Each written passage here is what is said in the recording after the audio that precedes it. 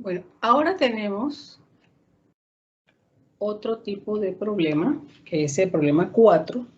Con el problema 4, que son los últimos 4 problemas que vamos a trabajar, son problemas relacionados con el capítulo 28, fuentes de campo magnético. Decirles que las fuentes de campo magnético no son otras que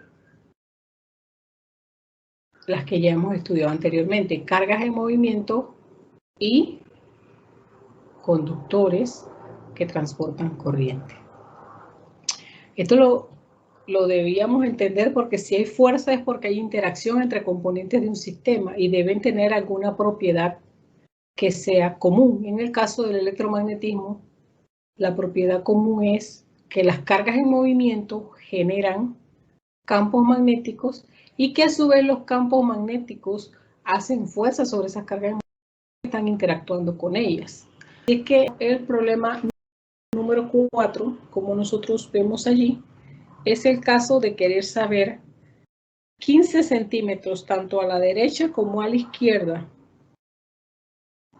de una carga que se mueve con 3 por 10 metros por segundo, 3 por 10 a 6 metros por segundo hacia arriba, cargas de 1,6 por 10 a la menos 12 coulombios, quieren que digamos, con respecto al A y al B, que nosotros digamos cuánto vale el campo magnético. Lo que sí es obvio es que si en ambos casos está en una configuración semejante, quiere decir que los módulos son iguales. Nos están hablando de que la carga es positiva y de que esa carga se va a mover en una trayectoria rectilínea hacia arriba y quieren que midamos el campo 15 centímetros a la derecha y 15 centímetros a su izquierda. Estos problemas pues tienen simetría. Si esta distancia aquí es igual a, aunque en el dibujo mío no lo sea, ni lo sea jamás, yo soy malísima dibujando. Pero entonces esos dibujos tienen cierta simetría, por lo cual los módulos van a ser iguales. Recuerden que siempre entonces calculamos los módulos y después nos vamos a las direcciones. ¿Por qué los módulos primero? Porque son muy sencillos. Ni siquiera ustedes se equivocan en el cálculo de los módulos porque lo hace la calculadora. Así es que si se equivocan es metiendo el número en la calculadora, pero no haciendo el cálculo en sí, porque el cálculo no tiene ciencia. El módulo del campo magnético que crea una carga en movimiento es μ0 sobre 4pi qv entre r cuadrado. Es decir, ese campo magnético está formando porque la carga se mueve. ¿Ya? Estos son factores de simetría, esta es la constante de permeabilidad magnética y esta es la distancia al cuadrado. Pero la distancia ¿con quién? Es la distancia, simplemente es la distancia de separación entre la proyección perpendicular de la posición con respecto a la trayectoria o velocidad. Entonces, hay una cosa que es interesante aquí. ¿Quién es μ sub 0? μ sub 0 es una constante de permeabilidad magnética cuyo valor es 4pi por 10 a la menos 7, por lo menos eso era hasta el año 2019, ya se ha cambiado. Teslas amperio sobre metro.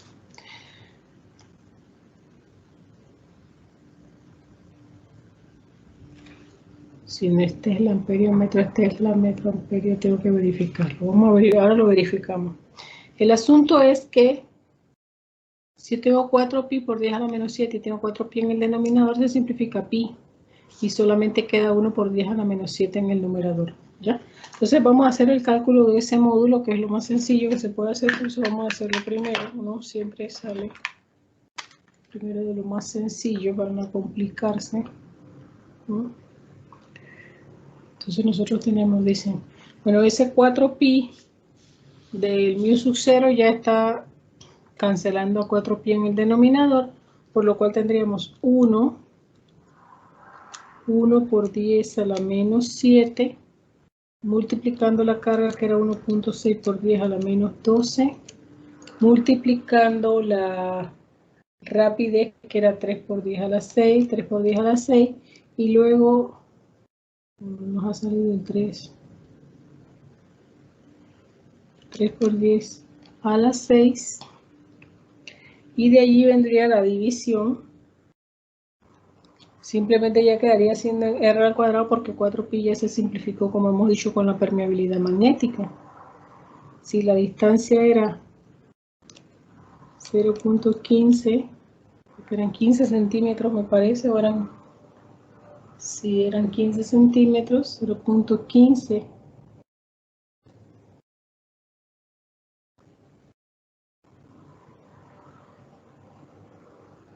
al cuadrado, 0.15 al cuadrado, ya nos debe dar la respuesta.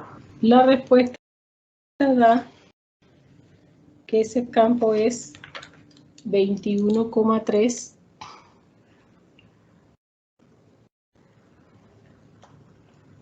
por 10 a la menos 12 teslas en ambos casos. Lo que va a variar ahora va a ser la dirección. ¿En qué dirección? Bueno, vamos a ver cómo lo va a indicar. La dirección va a ser la dirección, vamos a decirlo así, la dirección la va a dar el producto V cruz R. V en dirección cruz R.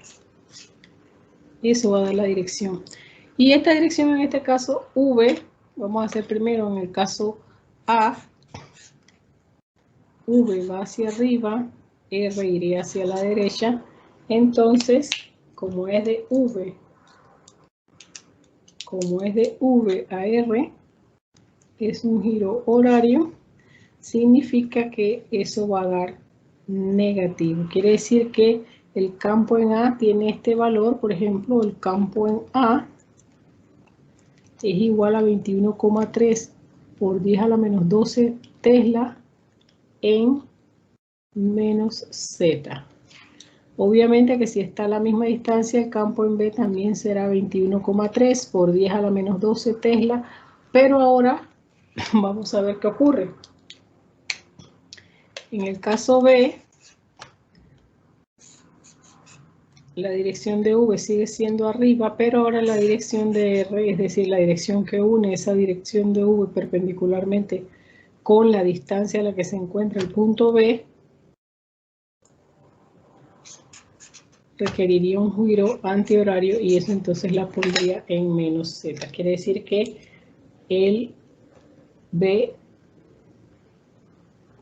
daría en más z, es decir, es el giro antihorario da positivo y se pone la que no se ha mencionado.